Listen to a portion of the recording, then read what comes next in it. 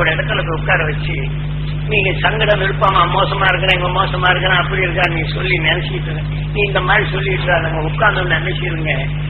அந்த மேகங்கள் வருதில்ல வரது இருக்கிறத புரிஞ்சு போகுது. நீ ஈரப்பச்சை காணும். ஆக அந்த மனிதனுக்குண்டான உணர்வுகள் எப்படி விலகுது, ஆனா மனிதனுடைய நிலைகள் எப்படி இருக்குது இதெல்லாம் தெளிவா காட்டுறாரு.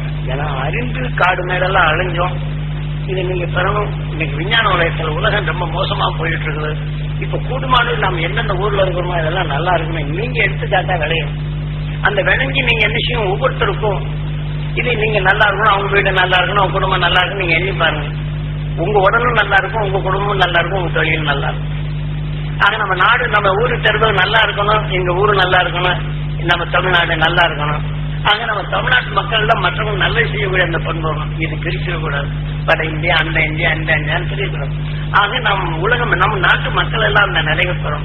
இங்க படிப்படியா நீங்க கொண்டு போய் பாருங்க. ஆக இதை நினைச்சும் உலகத்தை நம்ம காக்கலாம். அதான் நம்ம நாடு தான், அதாவது தமிழ்நாடு தான் காக்க போகுது. எல்லா இடங்களும் நீங்க பார்க்கலாம், பூகம்பம் அது எல்லாம் நிறைய வந்துருக்கு, சாதாரணத்தை நிறைய வந்துருக்கு. நம்ம தமிழ்நாட்டிலே தான் சாதாரண ஜாஸ்தி ஆயிடுதோ, ஏன் வரல? குடும்பம் நியாயத்துக்கும் தர்மத்துக்கும் இது பண்ணது இருந்தாலும் அதர்ம வழிகள் அதிகமா இல்லை. ஆக அதர்ம வழிகள் அதிகமா இல்லாதனால உணவின் தன்மை இப்படிதான் அவங்க தெரிய ஒருத்தர் திட்டாங்க அப்படின்னு அந்த இறக்கம் ஈகை வந்து பண்படும். மற்ற இடங்கள் அந்த இறக்கம் என்ற நிலைகள் இல்லை. அதனால இதை போன்ற நிலைகள்ல நாம் தென்னாட்டில் தோன்றிய ஞானிகள் உணர்வுகளை நாம் உலகம் முழுவதும் பரப்பணும். நம் உடல்ல பெருக்கினாதான் நம்முடைய உணர்வு இங்க பரவும்.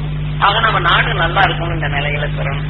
அதனாலதான் நம்ம குருநாதர் சாட்சி அறுவடியே நாம் ஒவ்வொருவரும் கஷ்டங்கிறத தூக்கி எறிஞ்சிட்டு அறுவடை எனக்குள் படணும். எங்க ஊர் நல்லா இருக்கணும், எங்க வீடு நல்லா இருக்கணும், என் பிள்ளை நல்லா படிக்கணும், அவன் அருஞானி ஆகணும் அப்படின்னு சொல்லிட்டு நீங்க இதை எண்ணிட்டு வந்த என்ன இந்த அருவுணர்வு அந்த நல்ல வழியில பெருக்க முடியும். இதை நம்ம பழக்கி கொண்டறணும். அந்த வழியை நம்ம கைப்பிடிச்சாலும். அதனால ஒவ்வொருத்தரும் இந்த உண்மையின் உணர்வை நாம் உணர்ந்து அந்த அருஞானத்தை பெறணும்.